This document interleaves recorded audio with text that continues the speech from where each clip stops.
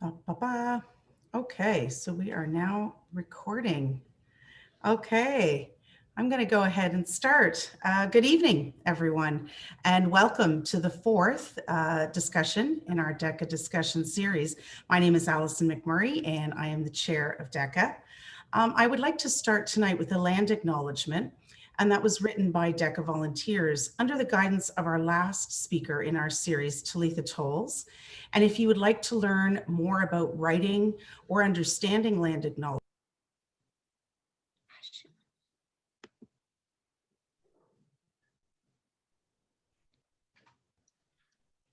unmute. Sorry, I don't know why that happened, but I got muted. In case you didn't catch the end of that, learning more about writing and understanding land acknowledgements, we have resources on our website if you'd like to know more about that. The Danforth East Community Association strives to ensure our neighborhood is a safe place for all people. We acknowledge that we are on the treaty lands and territories of the Mississaugas of the Credit, the Anishinaabe, and the Haudenosaunee First Peoples, and now home to many diverse First Nations, Inuit, and Métis peoples. By acknowledging the land we stand on and its people, we are all reminding ourselves of our human connection and our responsibility to care for the land. We reflect on the history of colonialism and its impact in our community, and we firmly commit ourselves to listen, learn, and speak the truth on a path to reconciliation. So tonight, we are talking about a very important topic, especially during this pandemic, and that is mental health, particularly in BIPOC communities. And we're very excited again tonight to have our host, Lanrick Bennett Jr. Thank you very much, Lanrick, for coming back again and hosting. Very excited to have you here. And our special guest speaker tonight is come back for a second time. So we must have done something right the first time. Dr. Notisha Massaquoi. She is a CAMH trustee and a global women's health advocate. And never mind, someone I could listen to talk for hours. You are just so fascinating and really articulate. And we're very excited to have you here tonight. Thanks for coming back a second time. Really appreciate it. Thank you. Thank you. So I also would like to say thank you to our DECA volunteers who helped put this discussion tonight together. And just to let everyone know that we are taking a little bit of a hiatus and we're going to come back in March with some new speakers and some new topics. So stay tuned for more. We're very excited to keep the conversation going. And so we hope you can join us in the new year for that. So without further ado, I am going to pass it off to Lanrick and Notisha, and really excited for tonight and very grateful that you're here to share all your stories. Thank you very much. Thank you, Allison, and thank you, DECA, for allowing this space to be alive tonight to talk about some pretty heavy stuff, and I try not to throw that on as the impetus for this, but it is heavy, and it is a topic that really has not been given enough light and enough opportunity to have a voice. This evening, we're gonna go, I hope, deep. Definitely please use the chat if you've got some questions, but I really want to allow Notisha to just have the floor tonight. So really, just to start off, I'd like to first offer congratulations to you. This is being presented with the Joe Leonard Award for Outstanding Contributions, Extraordinary Leadership to Improve Health and Well-Being from the Alliance for Healthier Communities. Your career thus far spanned over 30 years, so tonight I'm really hoping that we're able to give you the proper floor to let you give us some tangible insight. Thank you. No problem. I know I get a bit embarrassed at awards, but thank you. And I don't want you to be embarrassed. I think personally for myself, I want people to really understand the significance of what you have already brought to our community, to our city, to our province, and I'm sure to many others across the country, where you are able to really galvanize an understanding within the mental health and health in general narrative. I'm wondering, maybe right off the top, if you can talk to us about how COVID has made dealing with mental health so difficult. Because I think I'm getting a lot of pushback from people. It's been 10 months that we've been in this pandemic, and I'm hearing that we've never had anything like this before. Can you give us just some insight on what are we dealing with? Yeah, thank you for that question. And we need to start there because we're in it. We're in a pandemic and it's weighing on the mental health of everybody. What we're hearing in the news now is a lot about COVID fatigue and, people just really, really responding to the fact that we've been in lockdown essentially in varying degrees for 10 months. What I want people to understand is when there was talk of this pandemic coming, and that was about December or January, those of us who've been engaged in pandemic planning and preparing communities really raised a red flag. And I can say my work has been about looking at racialized populations in pandemics. And this is not our first pandemic, but I'll come back to that in a moment. So the flag that we were raising with public health at the local level, with the city, at the provincial level, was please take a look at racialized populations and Indigenous populations. They will be overrepresented and will feel the greatest impacts of this pandemic. So that alarm was raised probably January, if I want to be really clear, when it was put on the table. And the ask that I was leading was around collection of race-based data.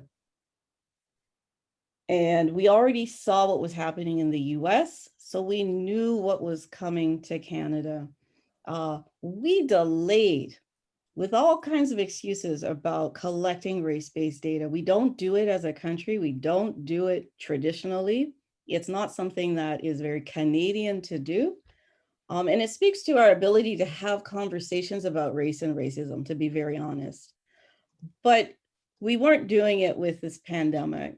And once it hit, and once the lobby was hard enough where they finally did collect that data, what did we see?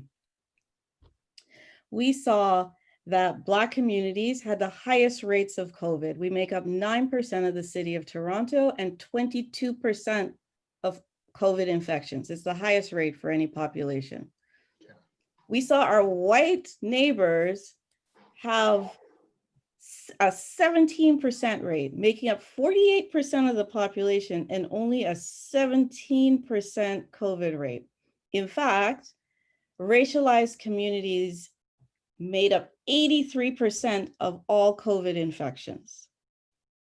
So if you understand, yes, we have COVID fatigue, but the urgency with which I say to people, please follow the restrictions.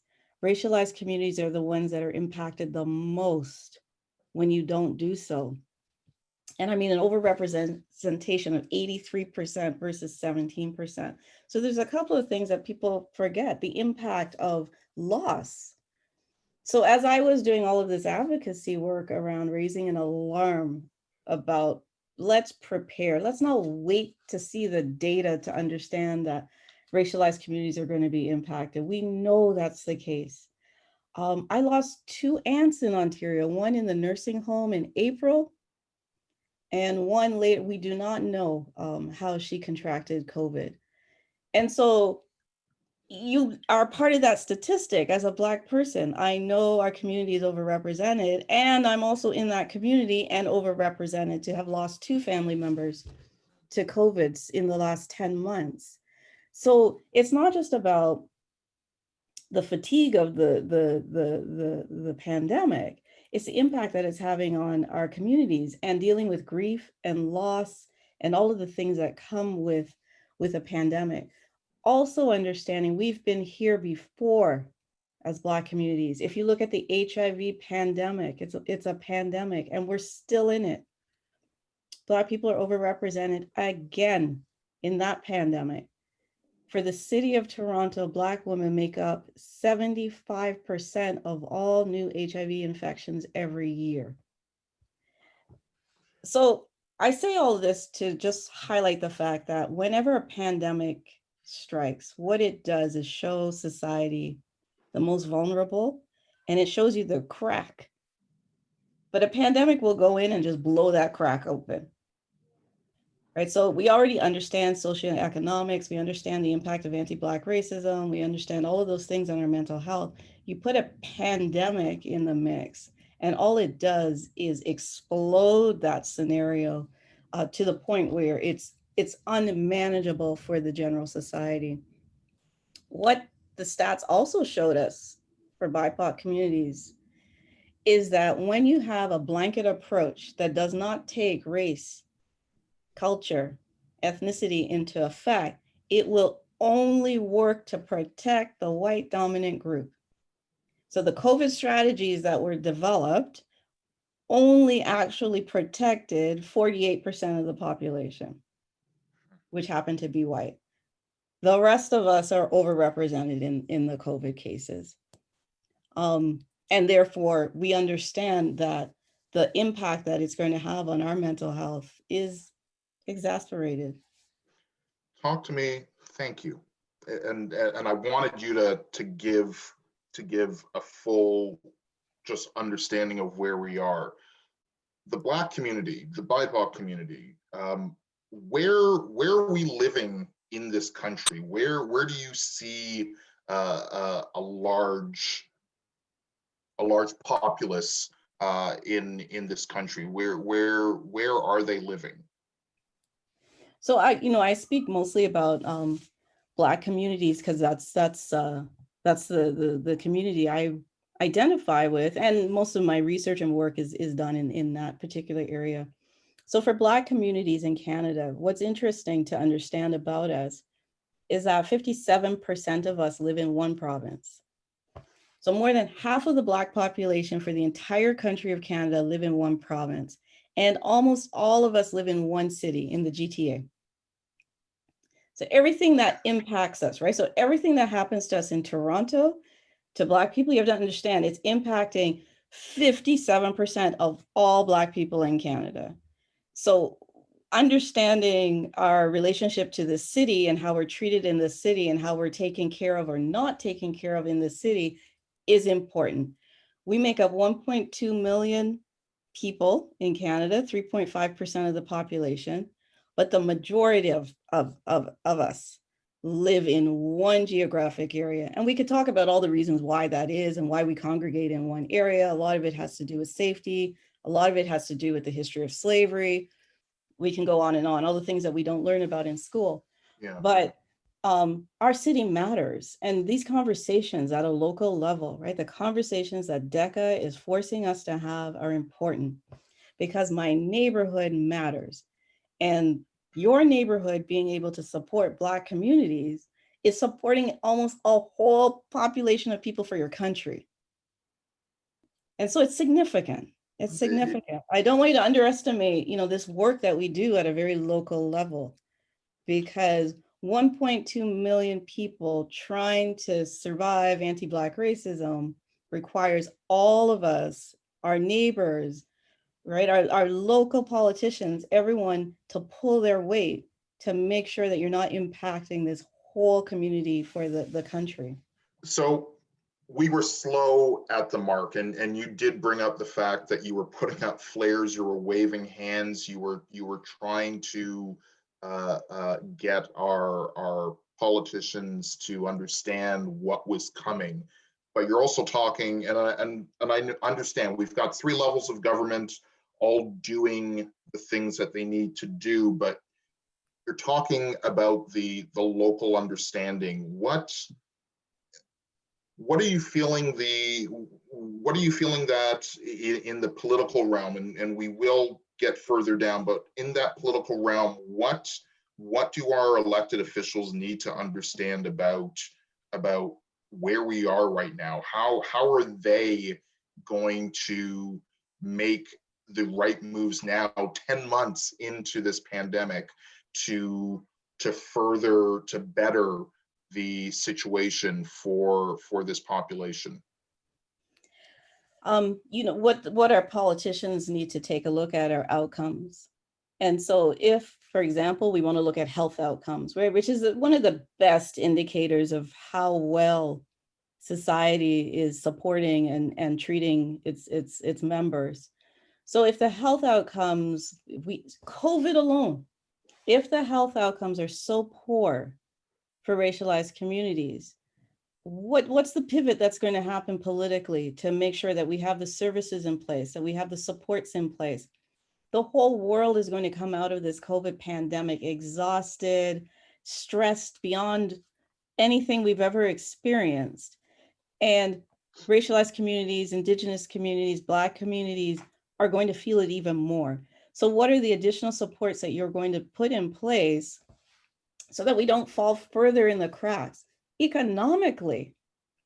Right, the whole city is got to deal with the economic recovery. How many of us have neighbors who've lost their employment, people who are not working? Again, Black, Indigenous, racialized communities are overrepresented in the people who are unemployed or who have lost employment during this time, and we're already economically marginalized.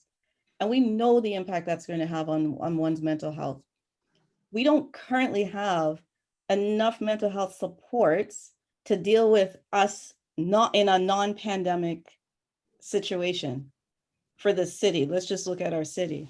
Yeah. Right. If we look at our neighborhood, what are the mental health and addiction supports that we have for our neighborhood? They're not sufficient to deal with the issues that we have on a regular day, let alone what's going to happen after this pandemic.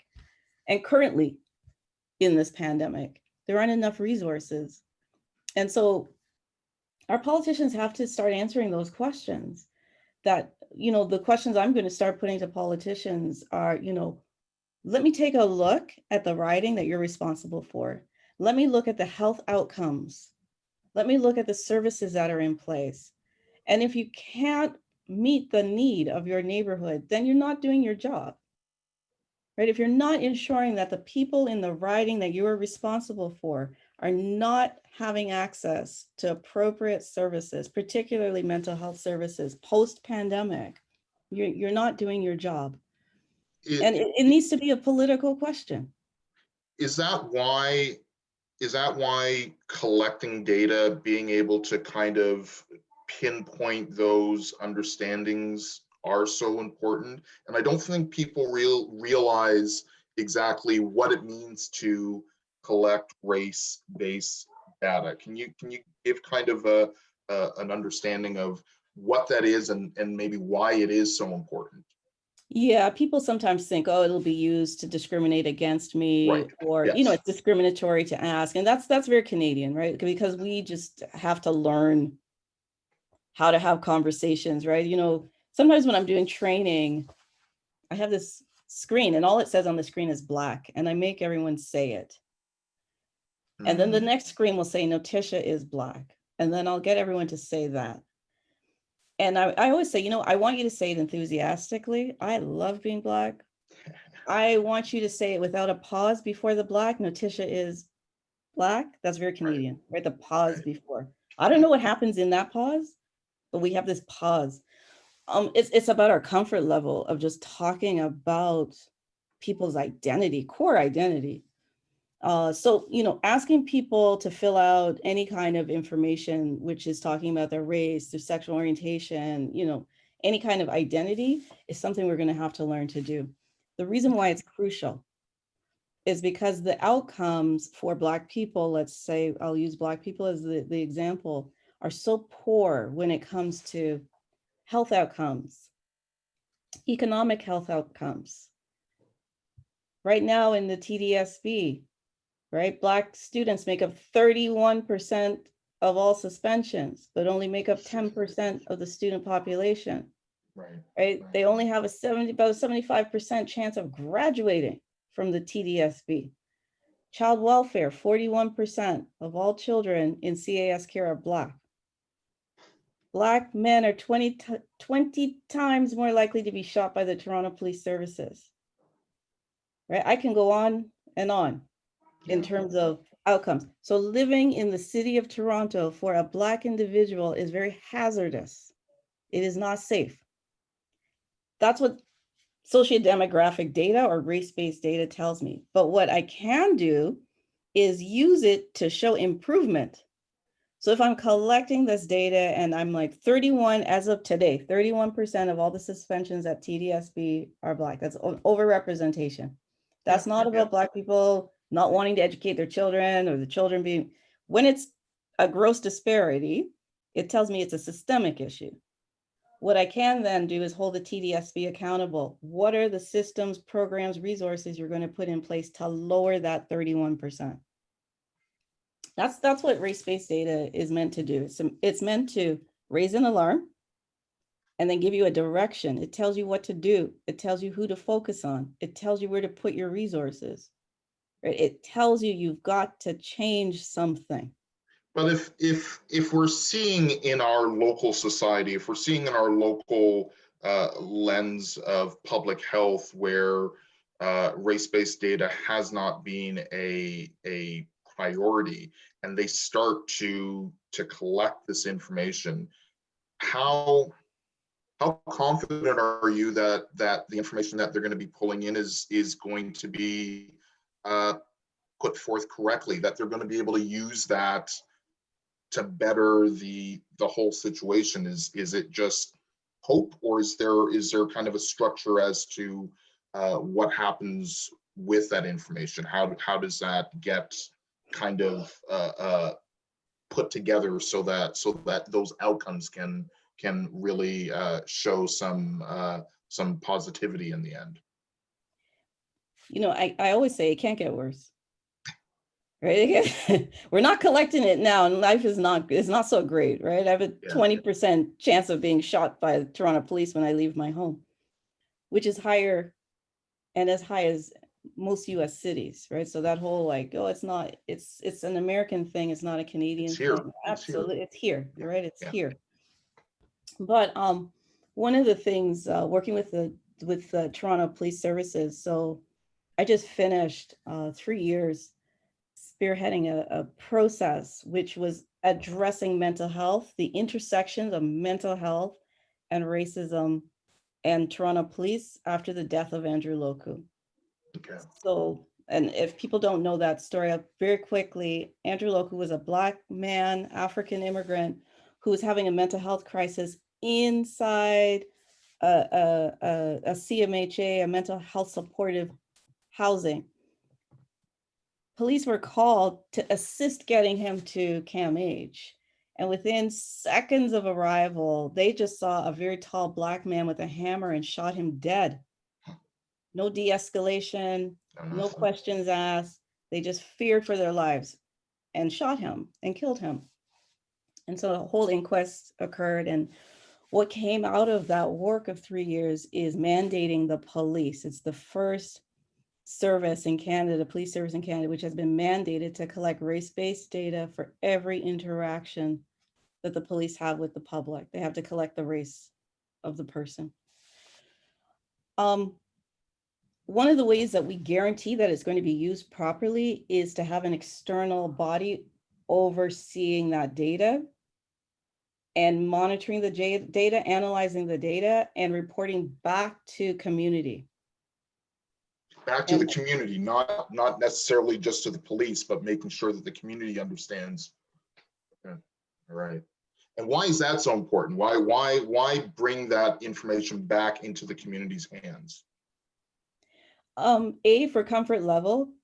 B, because we need to see that if I'm giving this data, I'm going to find out exactly how it's utilized so that there's total transparency. B, control over the interpretation of the data. Nice. Yeah. Right, so that it is actually interpreted by the people who are most impacted by police violence, overrepresented in homicides at the hands of the police, et cetera, et cetera. And it's about rebuilding some kind of trusting relationship with Black communities and police forces. So, you know, I think that's part of the answer.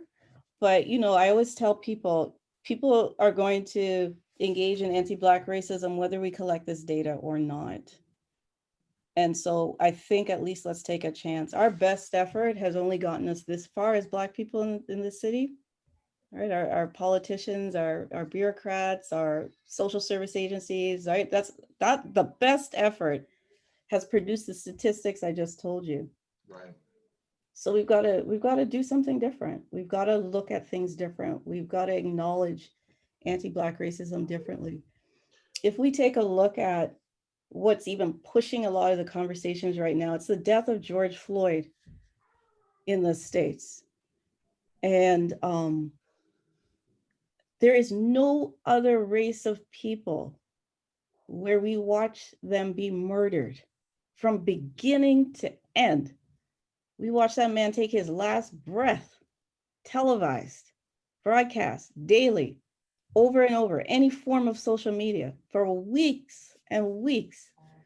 If you don't think that that is a form of terror on Black people, and I mean, he's not the first. How many times do we watch Black people be killed and then it's broadcast for us? There's no other race of people where that is a regular, normal occurrence. If you don't think that that has an impact on our mental health, if you don't think I'm afraid to leave my house some days, or I'm afraid to send my child to school some days, you have to think about COVID on top of that experience. And then this overwhelming response from general society, all of a sudden now wanting to come and help. And I'm like, where were you last year? Where were you the year before? Where were you the 5 times that it happened in this city? Like, why did it take someone killed in America before you're like, yeah, you know what? I think we've got to address this. So then there's a lack of trust that I have now, or belief in you wanting to help. So, you know, those are all the things that are weighing heavily. But, you know, we're in a society where people are trained or taught to be afraid of Black people. And that's gaslighting, because the people who you watch being killed on a regular basis are Black people. It should occur to you that we are living in fear every single day, that I wake up and I construct my life around staying safe. What am I going to wear today? Where am I going? How am I going to dress my child so they stay safe? How am I going to train my child to be able to speak in a particular way, or to make themselves invisible in certain spaces? I mean, my whole day is constructed about getting from point A to point B safely. So all of that, you have to understand, Black people are not emotionally well right now. I need you to break it down, because I am, and I'm asking this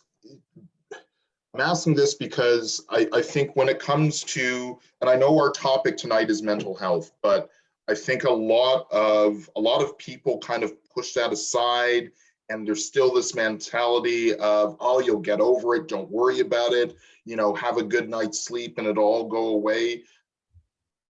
I'd really appreciate an unpacking of what a person of color, a Black person, an Indigenous person, how does their mental state break down because of, like you say, trying to get from point A to point B safely? It's the lack of acknowledgement that is my experience, right? It's the lack of acknowledgement of understanding how anti-Black racism looks and plays out for someone like myself.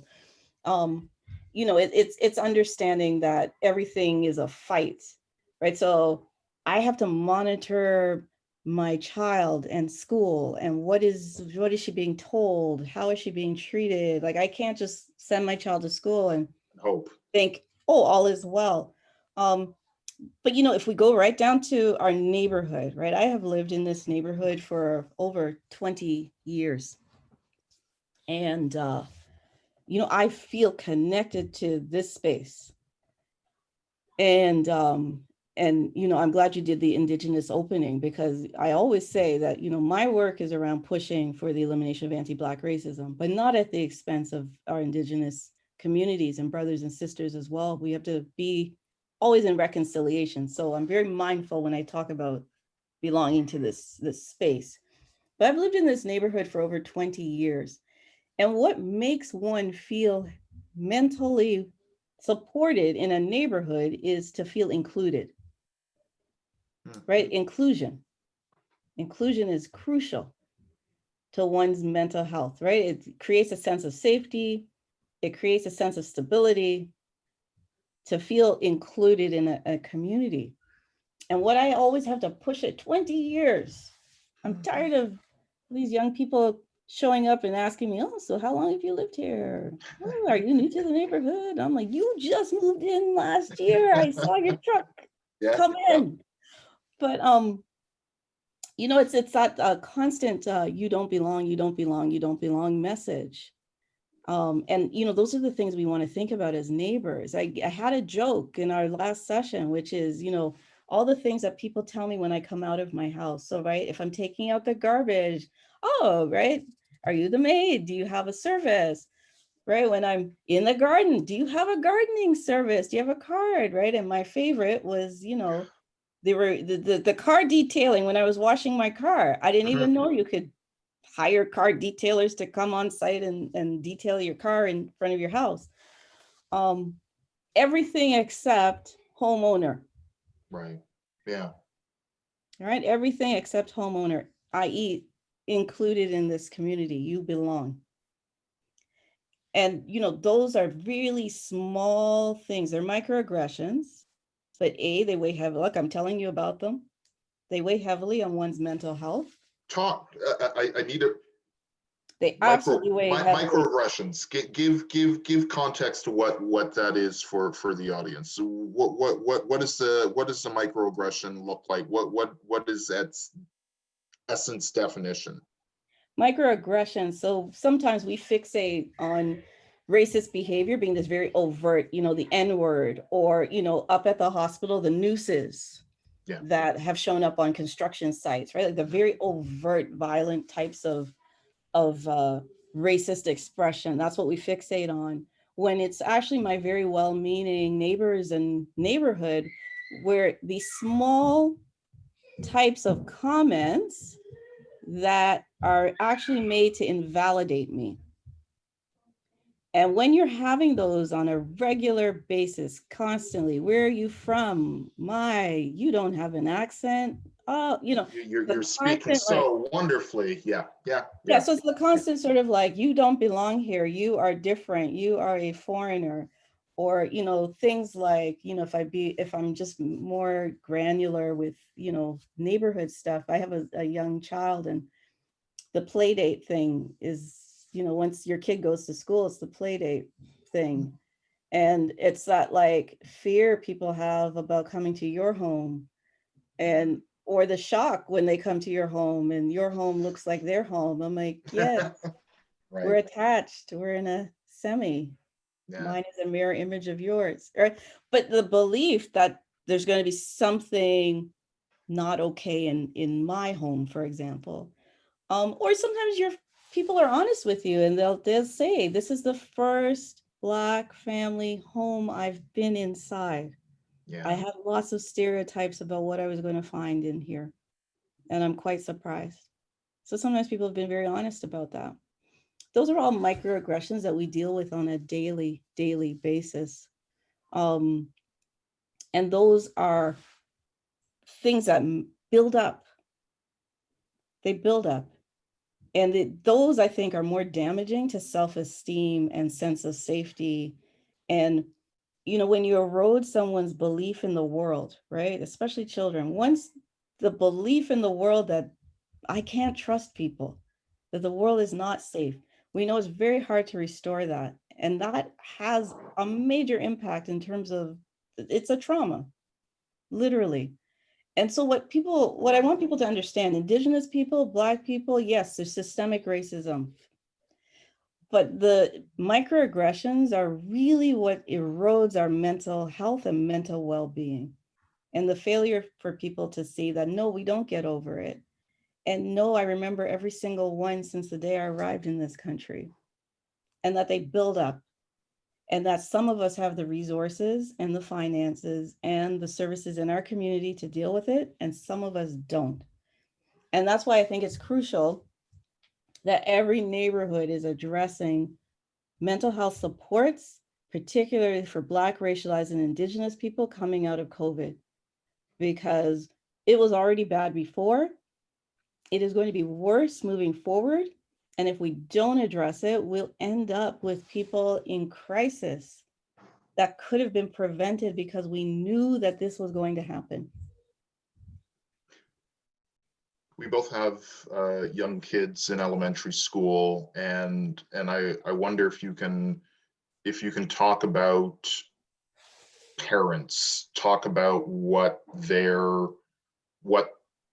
that fear feels like, and what that fear is with the weight that is being put on our kids when it comes to their mental health. Yeah, absolutely. My daughter is 8 years old, and anytime that the red banner comes across the screen when we're watching the news, breaking news, she'll run out of the room, or she puts a blanket over her head, because now breaking news for her means she's going to see somebody be shot or killed or choked to death, or, right? It means a Black person is about to die. Right. Yeah. Right. So I'm having a conversation that I had not anticipated having with an 8-year-old. I thought it was something that was going to come much later. Mhm. So Black parents have found themselves in a situation where they're having to talk to their kids very young about, and, you know, we didn't get to phase it in. We didn't have an option. Yeah. We have to talk to them very young about race and racism and fear and danger. And for a police officer now to not be a symbol of safety for a Black child is detrimental in a society. So what are the supports and the mental health supports in the schools? What supports do we have for affordable supports for mental health services for our children? And please, let's stop having this expectation that all Black parents know how to have these conversations with their kids, that we are not impacted by this as well, right? The pain of having to explain racism to your 8-year-old, right? What does Black Lives Matters mean? The stress of when the teacher decides to do it and they're not prepared, and your child might be the only Black child in the classroom. Yeah. Or worse, the teacher saying to you, can you come and do it? Right? Can you come and talk to our class? I'm like, absolutely not. I'm in grief. I'm traumatized myself, and I don't know how to speak to 8-year-olds. Barely dealing with my one. But yeah, this expectation. And, you know, I did some work with a school where the teachers were shocked that the Black students did not intuitively know when they were experiencing racism, that they didn't know how to address it or articulate it, and that they didn't have the tools at home, and the parents didn't have the tools to deal with it. So I'm like, we're not innately born understanding race and racism. We have to teach that to our kids. And so because they don't know how to speak about it yet, which many don't just leave it to us. You have to learn how to speak about it and teach it. You're the teacher. You're the teacher. And so, you know, what we want to do is put all of our roles back into place here. Right? So Explain that. What do you mean? Teachers need to be teachers. Number one. And teachers have to teach about tough topics, including race and racism. Right? Don't throw that back at me as my issue, right? I need to guarantee that my child is going out into the world, and the bulk of my child's world right now is in that school and in that school system. So you all have to be experts at engaging this, and then bring in the resources for the mental health supports that our kids need. I also need to know that that is going to be in place for my child and for me if I need it. Yeah. Mm-hmm. I want to stay on the topic of school because, and especially talking about young Black men and how they deal with a school system that feels very much that it's against them, and that it's almost that they're pushing them into the unfortunate arms of a judicial system that is totally stacked against them. Can you talk a bit about where, if you don't mind, just how the judicial system is definitely working against our young Black men and that mental stress and strife? Yeah, what a lot of young boys will tell you is when they go to school, nobody looks at them. And I had never thought about that before. No one looks at them in the eye. No one engages them. No one is really paying much attention to them. And they experience that on the street as well. In fact, people will cross the street, especially as they get, older, teenagers. Yep. But they're experiencing that lack of engagement or the creation of their invisibility very, very young, very, very young. And sometimes you can watch it in the school where the teachers are ignoring the Black children or not letting them live up to their potential, or not giving them the same opportunities that they will give other kids in the classroom because of this. I would say sometimes people say unconscious bias, but it's a bias that has been ingrained in terms of ability of Black students and Black males. And so they get criminalized very, very young. And we've seen this in our school systems. Right? We've seen the 6-year-old being handcuffed when they were in mental health crisis, for example, as opposed to getting the proper services the police were called. And that's a common occurrence. Or you don't end up with 41% of us in child welfare unless the school is working in tandem with the system. And so, if we had lots and lots of time, what I teach is the legacy of slavery. And so when you have a legacy of slavery in a culture that has not addressed it, has denied it, doesn't engage with it, the psyche of slavery and enslavement of Black people sits in the culture. So we've never had an apology, we've never had reparations, it hasn't been eliminated. So the concept of slavery is that you have these legacies, so systems that maintain the legacy or the concept of slavery. So your education system, your criminal justice system, your legal system, right, your child welfare system, all those systems work in tandem with each other to create the disparities. Right. Yeah. Right. So the need or the feeling to fear Black boys very young and to mislabel them, and that they deserve to be in the criminal justice system. And I'm in fact unconsciously steering them in that direction, is coming from a legacy of slavery. So it's the belief that that is a norm, that should be normalized, and that is what my role is in maintaining, that system. It's very, if you want to get into mental health, you're worrying about our mental health. What we have to think about is the mental illness called white supremacy, right? That's really what we really want to talk about, right? But then talk about that. We have the time to delve into that. Talk about white supremacy, and I say that very bluntly because when I have brought that up, the it almost feels like you can't talk about I never had slaves. I've got a black friend. I've got this, I've got that. It doesn't feel that that the population wants to even engage in that topic. So talk about white supremacy. What is that now here in Toronto, here in the East End? What is that?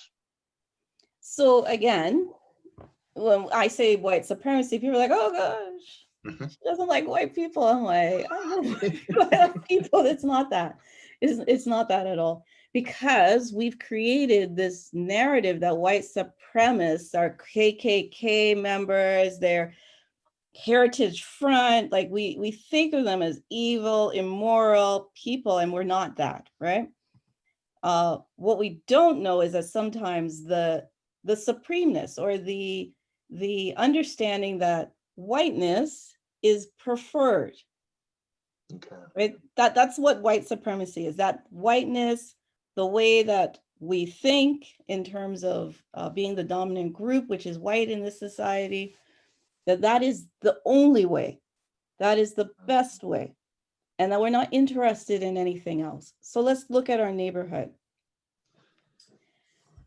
You know, if we think about Toronto, even just as a whole, we have named most of our major streets in this city after slave owners. Yeah. Like Dundas Street, Peter Street, Russell Street. I mean, we can go down the line because that's who became the wealthiest because of slave ownership. Right? So all of our major streets are named after slave owners. It's truth. Think about how much we had to fight for recognition of prominent Black people in this neighborhood. And there are quite a few, right? A mayor who was Black is from this neighborhood. Many of the original inhabitants of this community are Black. I just wonder, right? There's an AME church. It doesn't just pop out of nowhere. The first thing that people build, especially back in the day, is a church. Yeah, that's right.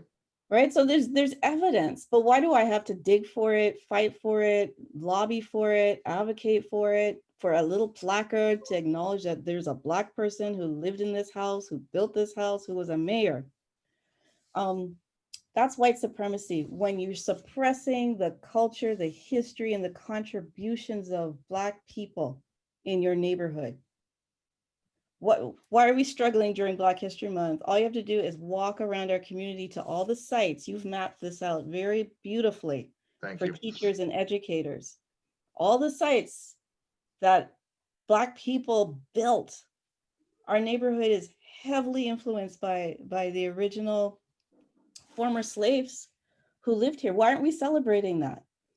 And so why is it all just contained in 28, 29 days, if that? We don't want to talk about it, or we're not allowed to talk about it outside of that context of just Black History Month.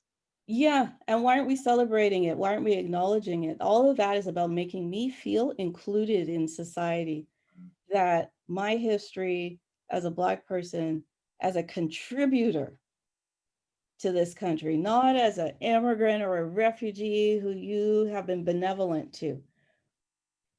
If you want to believe that the British and French arrived in Canada at the height of slavery and left all of their slaves in every other colony and didn't bring them with them to Canada at the time of arrival. Yeah. Like you really want, and we've all bought into that. Canada is just about the Underground Railroad. We didn't have slavery. Why would that happen everywhere else except Canada? Except Canada. Right. So, that's maintaining white supremacy, right? So in order to maintain this history of whiteness and superiority, I have to negate the existence of all the other people who actually contributed to the building of this country and our neighborhood in particular. Yeah. So yeah, that's what I mean. That's what I want us to challenge and take a look at, because it's not pleasant to find out that we had to fight to get, a plaque, that's all. To acknowledge that a Black person was here and built and contributed to this neighborhood.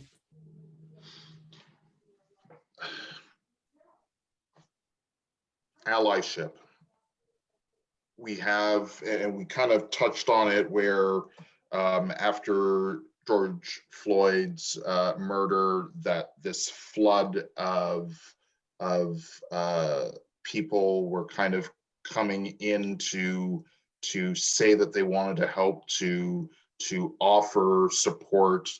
How does allyship, does that help in the context of mental health? Is there a way to be an ally properly, to offset the stress of the Black community as such? Yeah, absolutely. And, the work of DECA to me is brilliant allyship, and that's why I'll keep coming back. Because I know that my contributions are valued, my time is valued, I'm appreciated. So I feel like my contribution matters. It means something. It's not tokenism. And that's what we want to get away from, right? A lot of what's happening right now is this, like, oh my gosh, find a Black person to come and say something. And, right? Is that the tokenistic? We don't want that. And we also want it to be sustained, right? So this can't be flavor of the month. This is like a deep, we're asking people go into deep understanding of what anti-Black racism looks like and how are we going to eliminate it. 3 things, right? Disruption has to be disrupted. This is what an ally does, right? When the oppressive thing happens, I'm saying anti-Black racism, it could be homophobia, transphobia, right? Whatever form of oppression, disrupt it, interrupt it, challenge it. Then you have to overturn it. You have to eliminate it, right? Or the person, or the system, or the policy. It has to be overturned. And then reconstruction. So the space where the anti-Black racism experience has to be transformed so that it can never happen again. So those 3 things have to happen. That's allyship: disruption, overturning, and reconstruction. And don't expect a person who has experienced the oppression to do the heavy lifting, right? If we think why is about that? Why is that such an important understanding within the context of being an ally, that putting that burden on a person of color may not be the best thing to do? Well, it's this conversation, right? It's understanding the impact that it has had on my mental health, right? And so while I'm trying to heal and recover from that, I also now have to lift the weight of overturning and reconstructing something that I didn't create, right? So, you have to hold your own people accountable. And, if we think about our work with Indigenous people, we're in a time of reconciliation. I always have to be in mind that I am in reconciliation. Indigenous people have done their work. They told the truth, right? Truth and reconciliation. They've done that heavy work. Now it's my turn, right? Now I have to do my work, right? So the same thing we can think about, not to compare the 2 things, 2 different things. But in this time of Black liberation, right? Black Lives Matters movements and those things, is to understand that any response that we have to watching ourselves be murdered and lynched on a regular basis is a normal response. It's a normal response to an extremely abnormal environment that we find ourselves in. And we have to acknowledge that our response as Black people right now is a normal response to an abnormally serious, stressful environment that we find ourselves in. And so our response is very normal. And right now, for many of us, our response is one of exhaustion, retreat, fear, right? Protectiveness of our kids, right? We're having very normal reactions to some of the most oppressive experiences that this generation has seen. And so allyship is understanding what that means, what it looks like, and what are you going to do to ensure that it doesn't happen again. And, you know, DECA is looking at it based on our neighborhood, right? We're setting a tone. We are not accepting this in our community. We want a community where everyone can feel welcomed, they can feel validated, they can feel whole, and that their mental health is not going to be compromised because we didn't address issues of race and racism in our neighborhoods. So looking at this neighborhood, and because now I want to, and I should say to the audience right now, we're hitting about an hour. We've got an hour left. If there are questions that you want to pose, please throw them into the chat, and we can work those in. But I want to look at the neighborhood, and I want you to be a planner with me right now, and kind of, if you had the magic wand to kind of look at how your neighborhood could be constructed to have those supports, what supports do we need? What do we need on the ground right now within 10, 15 blocks on the Danforth, going down Coxwell, here on Jones? What do those supports look like? Yeah, first and foremost, I want to know who's in my neighborhood. I want a clear understanding of who is in my neighborhood.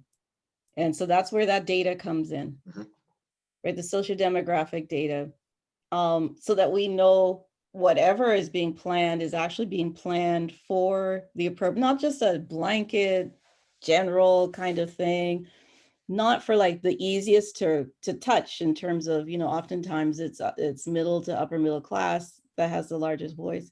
But I want to know that breakdown. Two, before I plan anything, I need to speak to those people.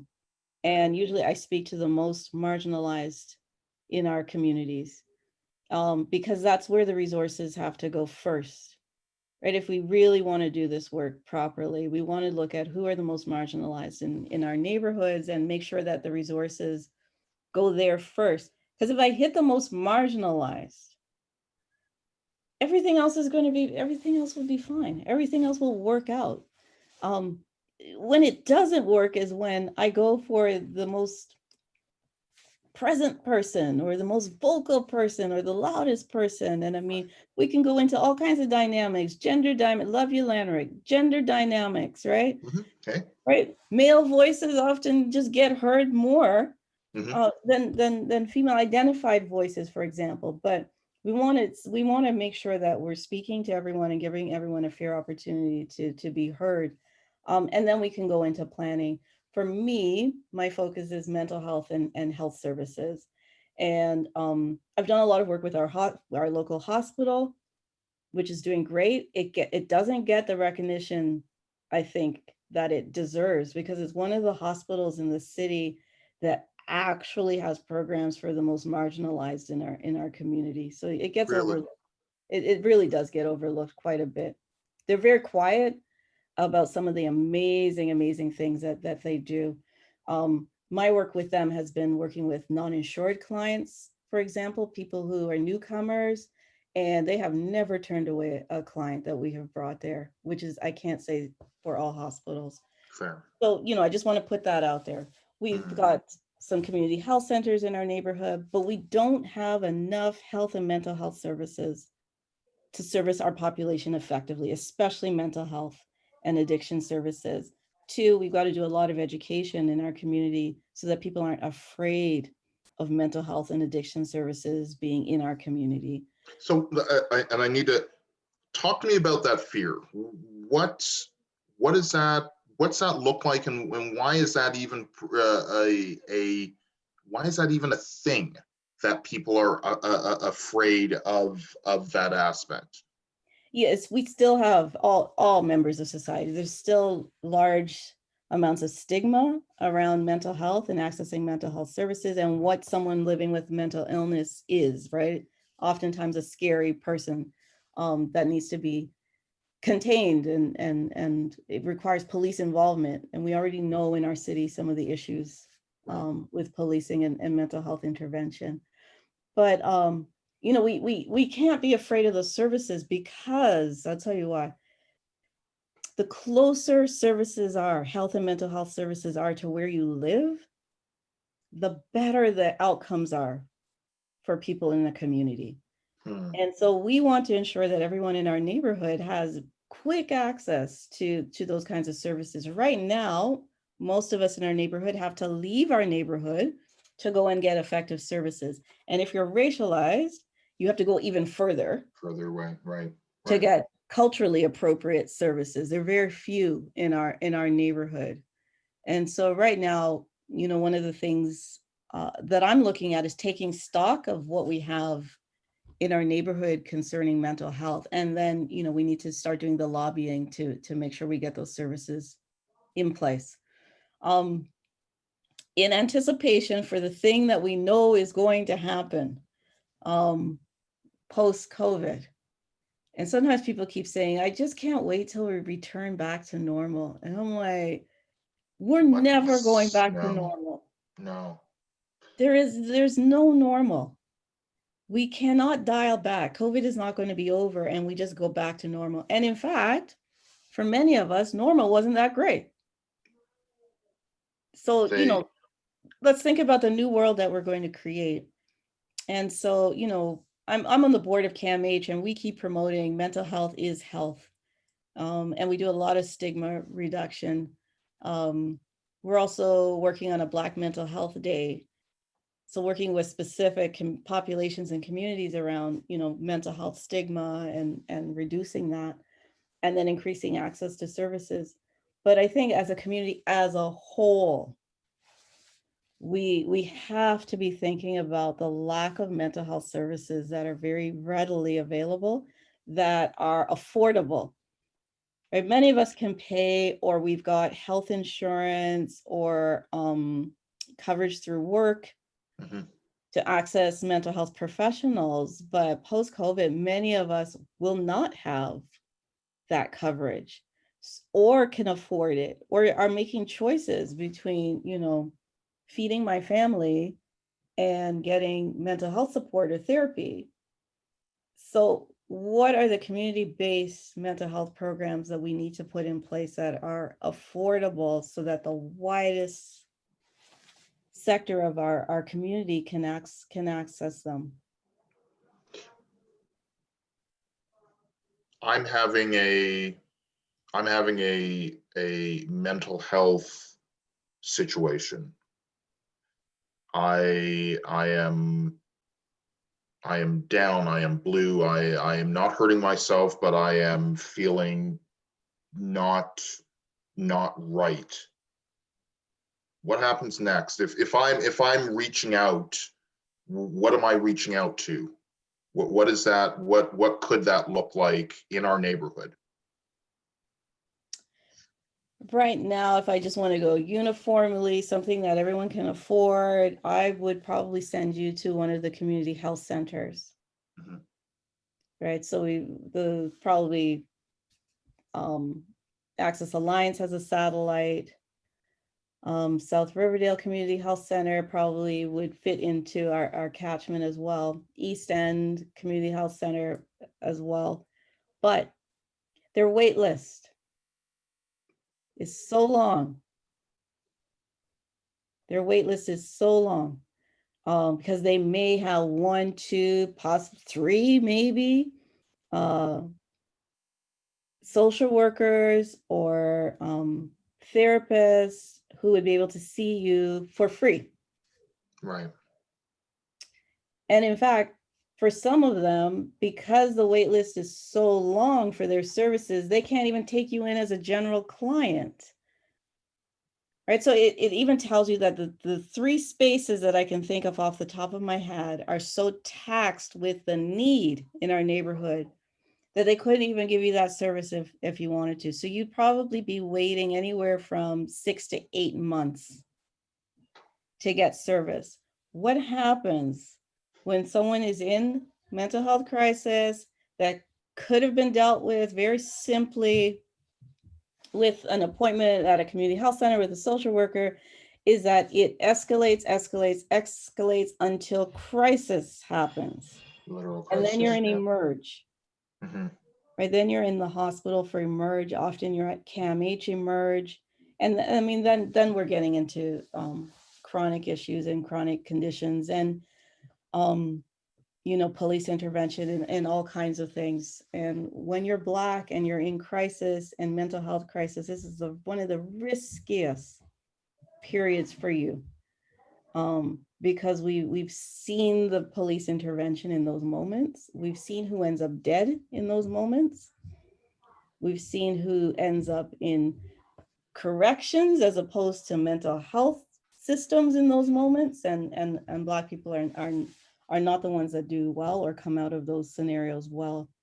So if I could have had services for you 8 months prior, Mhm. life would have looked very, very, very different.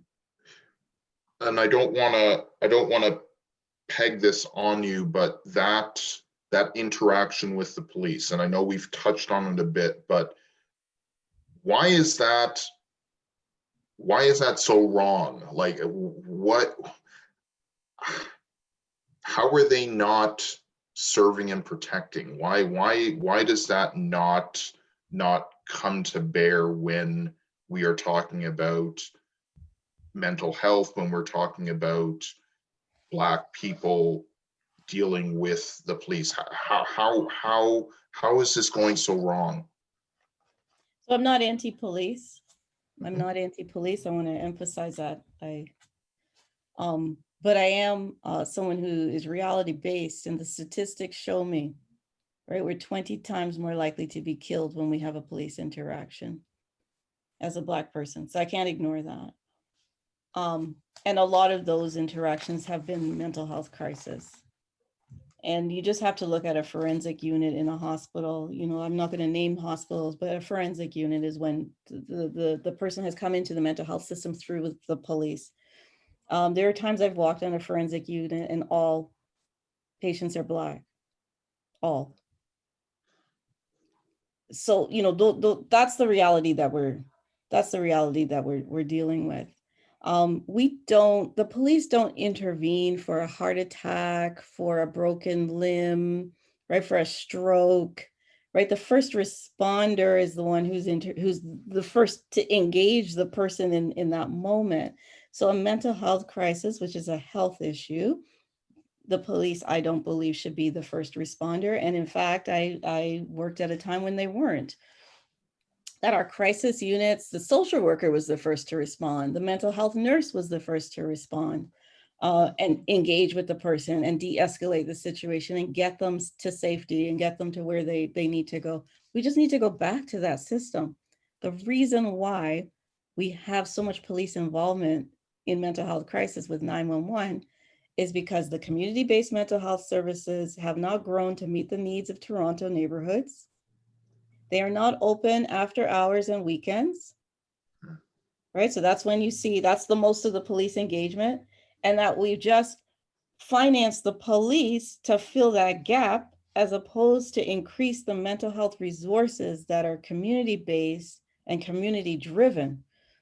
And so, if you talk to the police themselves, they don't want to be doing mental health crisis. They're not mental health providers. They're not trained to do this. And an enormous amount of their resources and time is spent responding to mental health crisis to make up for the lack of resources that we have in our neighborhoods.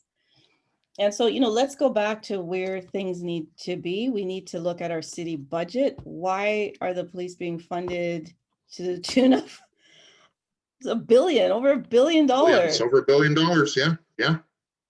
Right. Compare that to what we give to mental health services. It's like there's no comparison.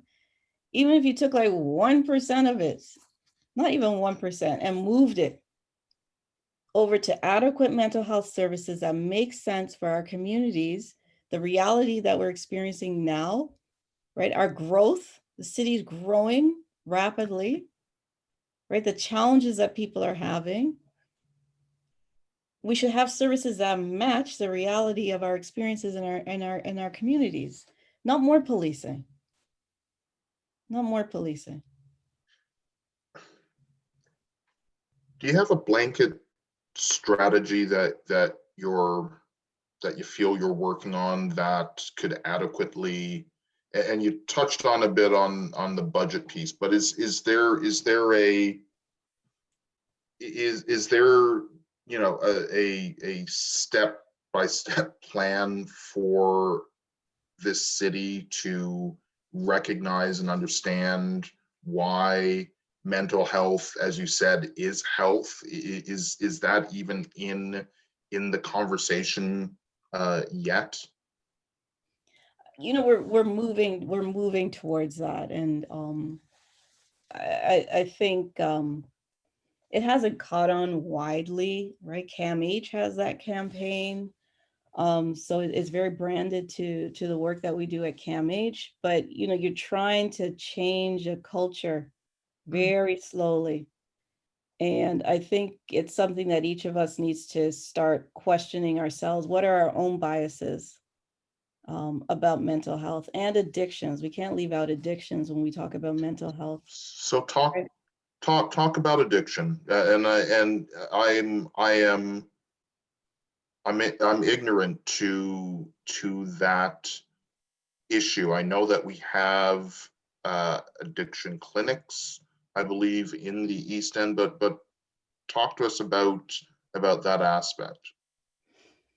Yeah, you know, sometimes if I think over the years, I've been here 20 years, when methadone clinics were coming into our neighborhood, people were like outraged. They're freaking out.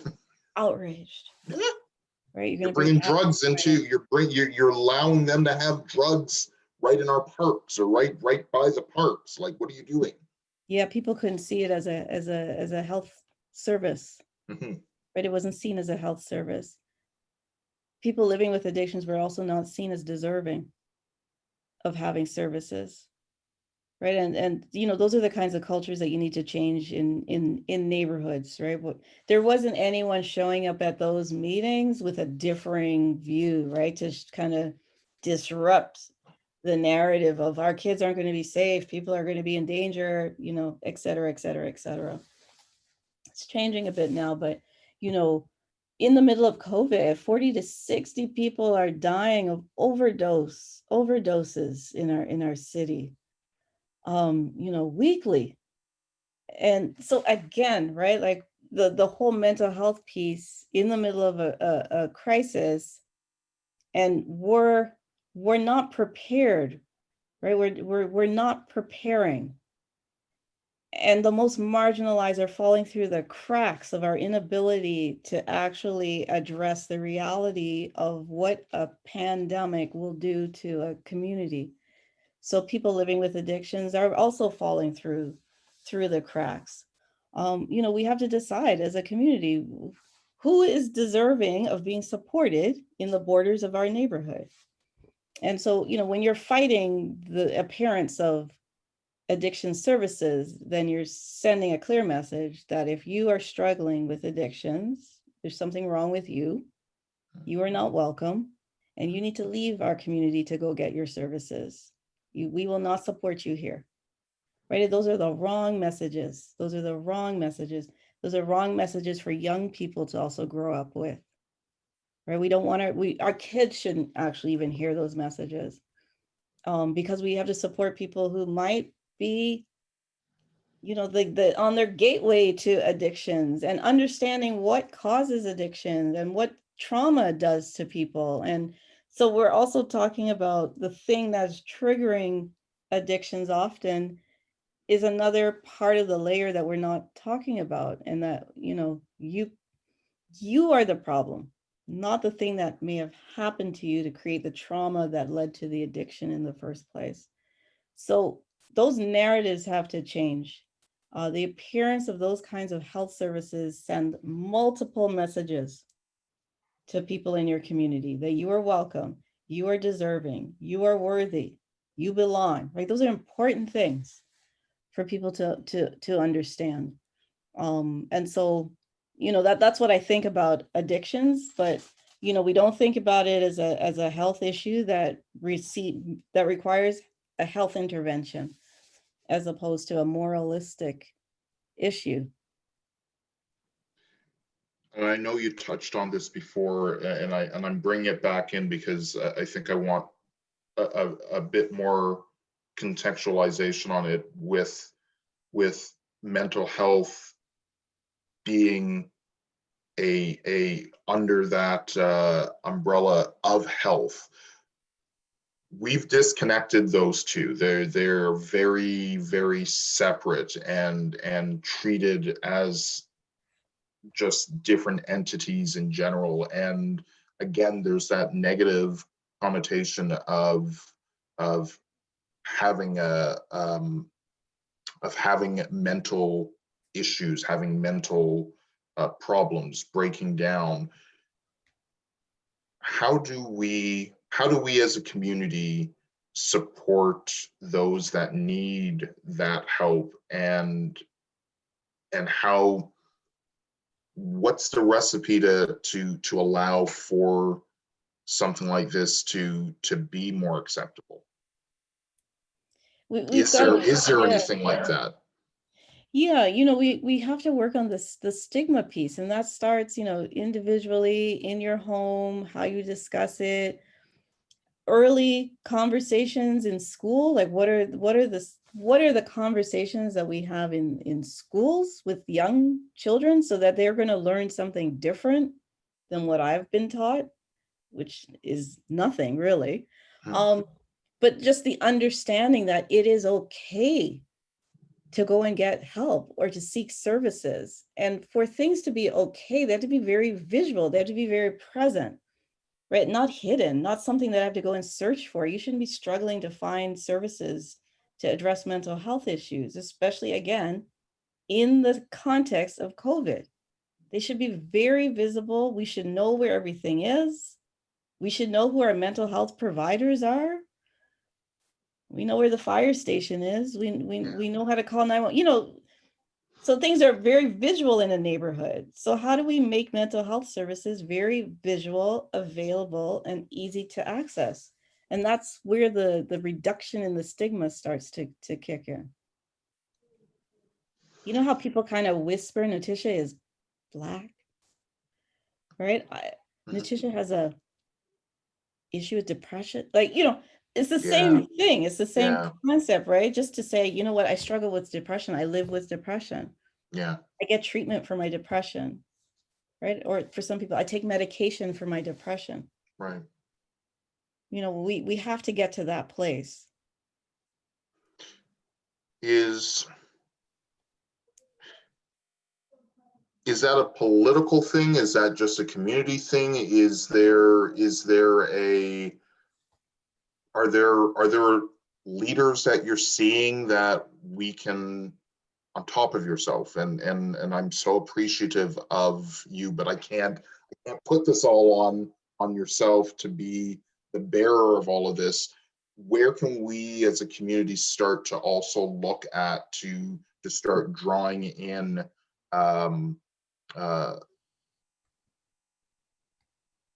leaders that can help to start building this betterness that we're all looking to try and accomplish?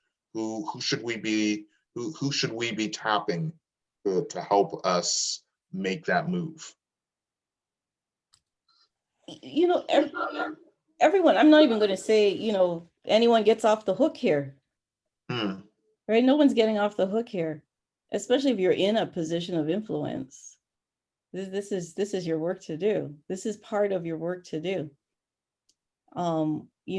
Tonight we're talking about mental health and BIPOC communities, right? If you really want to address my mental health, you have to understand, right? As a Black woman right now, the level of stress that I'm under can only lead to mental health issues, right? That is going to be the most normal response to, COVID, loss of our community members, loss of family members, right? And then probably one of the most egregious murders, lynchings that I was forced to watch. Not that I didn't have a choice, but there was nowhere to escape. Yeah, no, it was everywhere. Watching it, or someone talking about it, or, the most horrific death of a member of our community.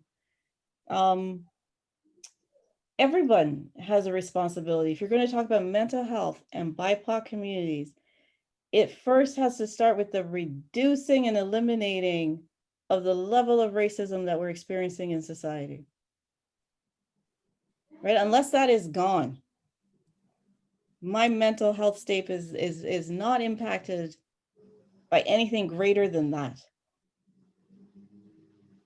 So as long as that exists, as long as we're not disrupting it, as long as we're not eliminating it, as long as you're not addressing the systemic barriers that are in place, right? The microaggressions I talked about, then you're not addressing my mental health, right? Unless the politicians are going to look at those disparities and take a look at how am I going to change policy and how am I going to push political will to reduce those experiences for the BIPOC people in my riding, my mental health is not going to be assist. There's no amount of therapy that is going to address something that I'm going to continue having for the rest of my life, which is the experience for me of anti-Black racism.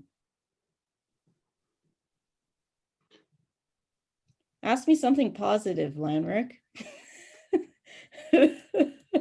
Tell me, okay,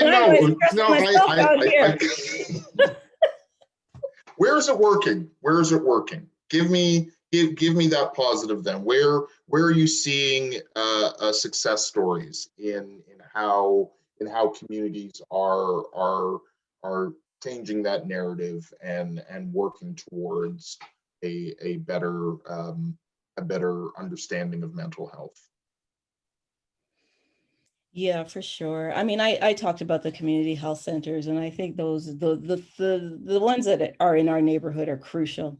They're absolutely crucial because they are actually providing services for deliberately, and they're structured for the most marginalized in our community. They just need more resources. Mhm. This is where I'm going to push the province, our provincial rep, to take a look at the Ontario health teams and how resources are being distributed. Our hospital has been given a leadership role, which I'm very excited about. Talk to me about that then. What does that leadership role look like now as opposed to what it was? And it's still being sorted out, but Michael Garron Hospital has been given leadership around sort of our neighborhood, our region, in terms of structuring services and the resources for those services. So we're actually very lucky in the system, in the broader system, because our hospital is one of the leaders. Many communities are still trying to sort that out, but ours at least has taken stock. What do we currently have? What are the resources that we have? And what do we need? So I know that's in progress. So that's a positive. Mm-hmm. I cannot sing the praises of DECA more, right? These kinds of conversations are crucial for our neighbors and our neighborhood to keep having, right? It's sending out really clear messages around what we value, right? If you live in the confines of our boundaries, this is what we value. Yeah. We also get to share those values with our politicians so that we hold them accountable as well. Not many neighborhoods and communities are talking about mental health. So that this is really important. Those are where I see things happening. I look in our kids' school, and what kinds of support. So they're now going to have some conversations with the racialized members of the school community. What is your experience? And that is always a crucial question that I find we're afraid to ask in, our Canadian context, right? Go to the people who experience the racism and ask them, what does that look like for them? What does that feel like? Yeah. So, I got that notice from the school. I was very proud of them for having the courage to ask us. Okay. Because if you don't ask us, you won't learn and you won't know what we need. So, those are moments where I see really positive things happening. So I'm always very hopeful. I've been here over 20 years. I can leave. Well, actually, no, housing prices now. I don't know. I don't know if I can leave now, but you know what I mean? I've chosen to live here. And so, of course, I feel very hopeful about our neighborhood. I want my child to live here. I want her to feel included and welcomed, and that this is a space that she belongs in. So, of course, I'm very hopeful, but I'm very reality based, which is unless those statistics start changing, right? Unless we do the hard work of eliminating all forms of racism and anti-indigeneity, we're going to be in the same place as we were last year, the year before, 20 years ago when I moved here. Like nothing will change.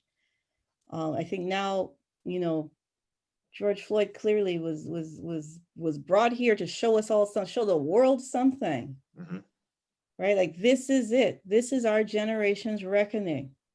Unless we take a different course, it's going to get worse before it gets better. Yeah. So no. We've been asked to do something different, and our allies have been asked to come to terms with the reality of race and racism and how Black people are impacted by it so severely. If you could leave kind of a not a wish list, but just, and I know you've touched on so many aspects of how we can move forward, but I almost feel like there needs to be that one key that really makes this happen tomorrow. And I know you don't have the power to just make it all happen tomorrow, but where are we going to go? Yeah, where are we going to go on Tuesday morning to start this change? How am I, Lanrick Bennett, going to make that positive move forward actually take place? Because I don't want this to just be a hashtag that goes away after a couple of weeks. I don't want a conversation that we're having now where we're having a wholesome piece, we've got a good audience, but then weeks afterwards just kind of floats away. What do I need to do tomorrow? What can I do to truly start to make this positive move happen? Well, I'll leave you with this. This is what I tell my social work students. Be outraged by the racism you see and use that outrage to act outrageously to change it.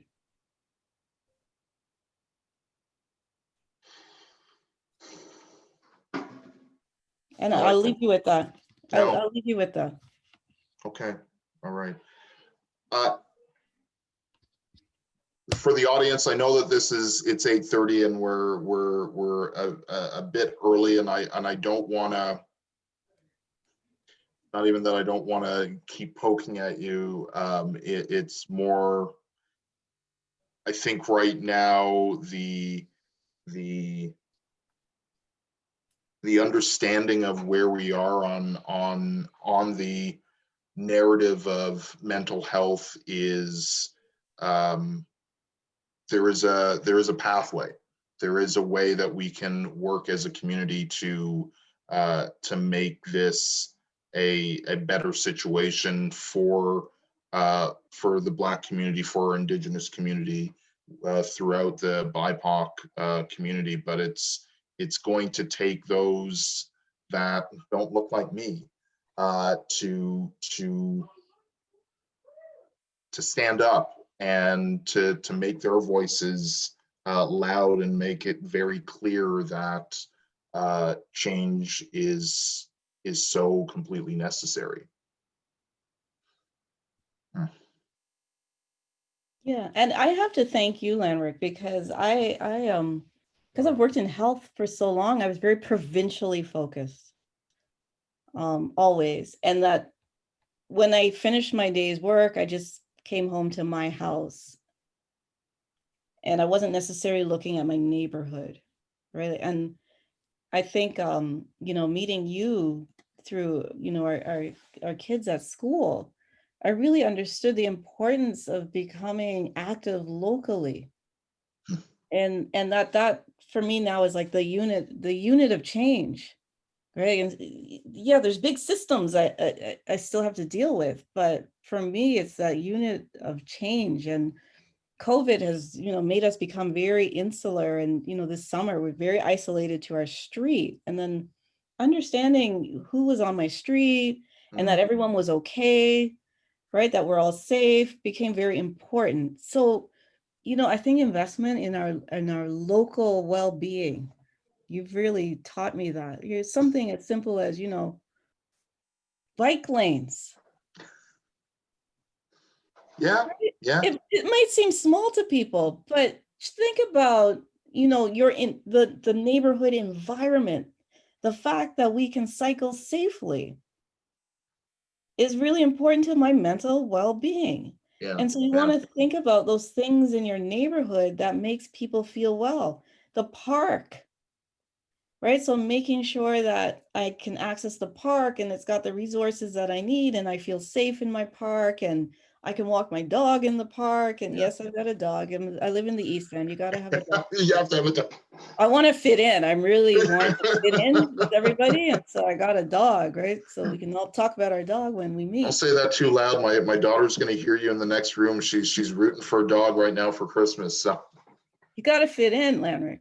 But yeah, no, you really, really opened my eyes to thinking about, our neighborhood and being politically active in our neighborhood. So I'm like, listen, I do all this stuff for all these other spaces. Why don't I engage in this conversation and work and advocacy in the place that I live in? So it's not just the place I sleep. Right. It's the place I live. Right. And I want the place I live in to be this wonderful space, the same way that I want, healthcare to be provincially accessed, and all of those things that I do. So, I really, really am encouraging everyone to be very engaged locally. I'm speaking to the converted already, but if we can actually motivate people to really care about our neighborhood, and I think that's a best practice. It'll spread. Right. Because others will want to copy what they're doing 3 streets over, and actually see that start to come into their neighborhoods. That's right. Yeah. I got nothing else other than complete and utter love for what you've been able to bring forth this evening. I got a shout out as well to DECA. We started this conversation in the summer.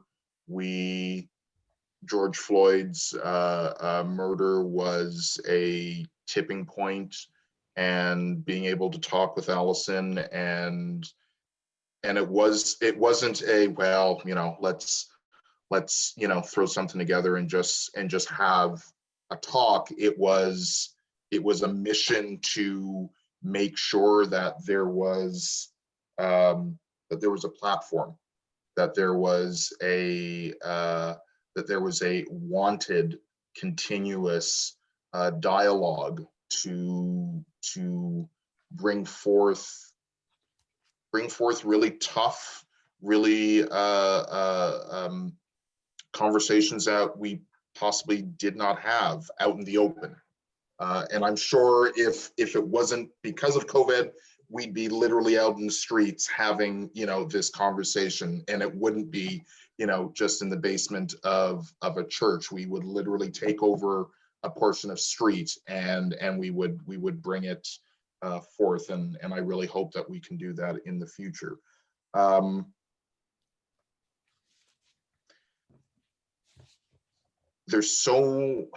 There is so much that I feel that we need to do as this community base to make our lives better.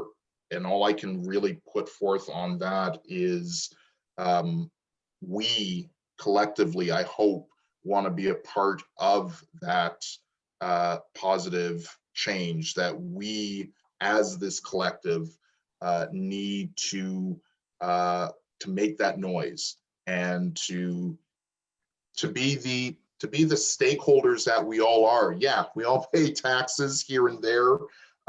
We're more than just taxpayers. We're stakeholders in the communities that we live in the neighborhoods that we thrive in, and it's going to take all of us to really make this work. So I'm going to leave it at that. Allison, I'm going to kind of open it up to you just to say our nights. Notisha, thank you so much for your time tonight, for your work and advocacy throughout the East End. 22 years is a long time to be in this, to be east of the Don River, and I'm only hitting like I think it's only 12 years, so I've got a bit of catching up, but I like this place. This is a good place to be, and it's a good place to want to continue to build, and like I say, to want to thrive in. So thank you to you again, DECA. Thanks for just a wonderful evening. Yeah, Allison, it's your night. Oh, no, it's not, but it's wonderful. And thank you very much. That was a lot to think about. And I think we're all going to be re-watching it again. I think that was really wonderful. Thank you very much. You gave us a lot to think about. And you gave us a lot to think about from our local level. That's, you know, wheels are turning for sure. And I like that idea, Lanrick. Let's go out in the streets when we can, you know, let's take this to the streets. If you're on a megaphone, you can do this. It's there. Yeah. Yeah. So thank you very much, Notisha, for coming tonight and for sharing everything. And I appreciate the fact that you said that you would be considering coming back again. Oh, yeah, well, we might hold you to that, because you just have, you know, you really have a way of bringing the discussion, you know, into so many different lights. So there's still so much to talk about. So I hope that you can come back, because I think there's actually still a lot to talk about. So thank you again. And Lanrick, I know you and I are kind of hanging up our hats after this go, and there'll be a new set of speakers and topics and things next year. But I just wanted to say a big thank you to you. You know, I reached out to you, having never met you. I just only heard about you, and you were as excited as I was to do this. And you've been a really wonderful person just to work with and help us through all of this. And, you know, you've so much effort into this. So I really want to thank you for that. And, you know, hats off to you. So I really appreciate everything you've done. Thank you. And thanks everyone for coming tonight. Yeah, this has been great. So thanks a million. And till next time. On the streets. On the streets. On the streets, people. Yes. Good night, everyone. Good night, everyone. Thank you. Thank you.